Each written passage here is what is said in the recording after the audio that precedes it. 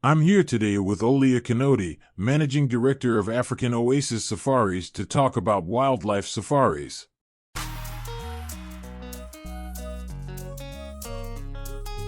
What do you recommend for a first safari?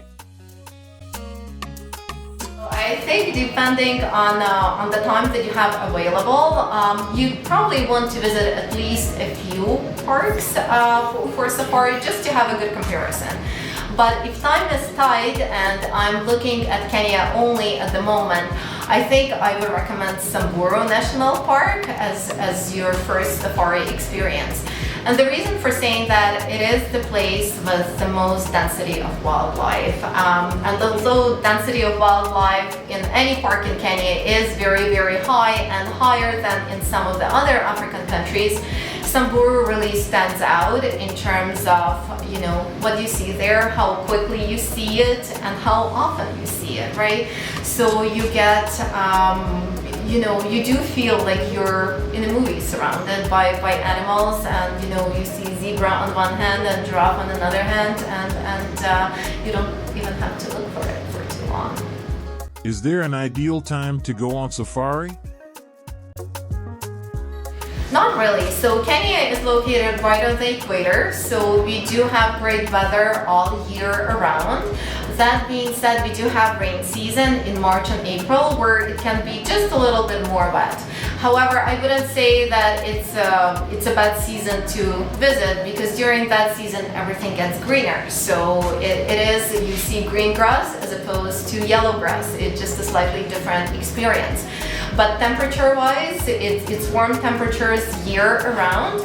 During summer months, so July to August, it can be a little bit cooler in early mornings and nights. So for those who do not like too much heat, that might be a better time to visit, just because temperatures are a little bit cooler. But otherwise, year-round is a good time to come. How long should someone go on a safari? So perfect safari, I would say 10 days to 2 weeks, and definitely do not recommend anything less than a week, especially when coming from North America or anywhere where there is longer travel times involved, or there is a huge difference in time. 2 weeks is ideal. In that period of time, you'll probably be able to visit a few parks and experience different sides of Kenya. Be able to visit different communities as part of your overall experience while watching wildlife. What is the average group size for a safari?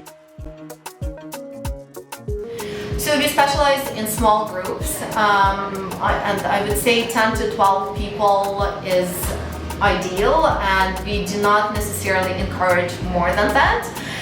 Many of our groups are families, so they would be anywhere from 2 to 6 people, 2 to 5 people, so just one vehicle.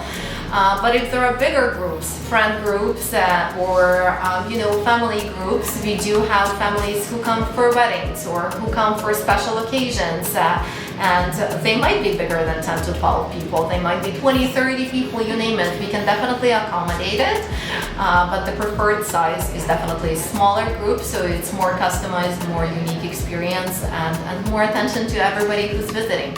Can you do a safari with children? We encourage children, I would say 8 and older. However, that being said, parents, you know your kids best. So for anybody who has a 5-year-old and they can take longer travel times and they enjoy watching the animals, their attention span is okay, they can stay engaged and can enjoy the safari, definitely bring them in. It will be a great educational experience. It will be better than any zoo you would ever be able to take them to, and it's going to be just awesome for the entire family to relate in that way and experience something different. What can you expect from a luxury safari? So the main difference, of luxury safari when compared to traditional safari will be with respect to accommodation and the type of properties that you are staying at. You will be staying at top-notch properties. They are still tented camps, so it's still a tent, but it is a tent with very comfortable bed, with running water, with showers, with all of the comforts that you may need. Electricity, sometimes even Wi-Fi, believe it or not, in the middle of the wilderness. Having said that, the tents are usually situated in the places and are designed in such a way that you do really feel that you're still on safari, you're still in a tent. So that's the beauty of it. It's combining that comfort and that attention to your comfort and your rest and what you need in order to enjoy safari while not taking away the experience of wildlife. And second part of it would be personalized attention, whether it comes to dietary needs, where it comes to flexibility while you're on the tour. So there is great choice in terms of meals and what you want or would like to have or can have or cannot have, and tailoring to those needs, as well as departure arrival times, making sure that the schedule is running in the way that's most beneficial to you. And although all of the animals wake up and go to sleep at the same time, you do have flexibility in terms of when you want to go and see. You may just not see what is happening at a certain hour of the day, but you will have the flexibility in making sure that it works for you and your loved ones.